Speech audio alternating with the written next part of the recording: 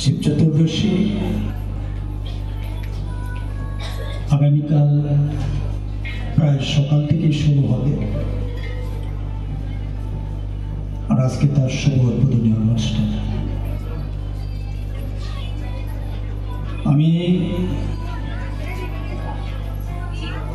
এই মা ভবতারী মন্দিরে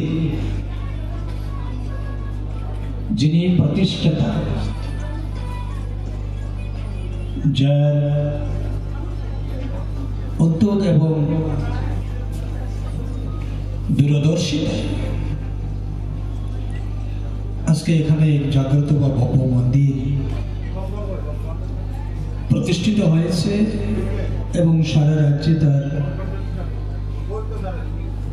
একটা সুনাম রয়েছে। অনেক পুণ্যার্থী এখানে আসে। আমি ওনাকে নতমস্তকে প্রণাম জানাচ্ছি, স্বর্গীয় ভবেশ রঞ্জন গুহ মহোদয়কে।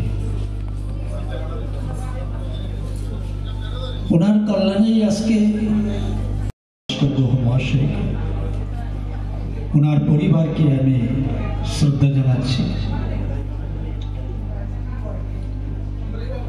মেলা চলবে আগামীকাল থেকে, দূর দূরান্ত থেকে অনেক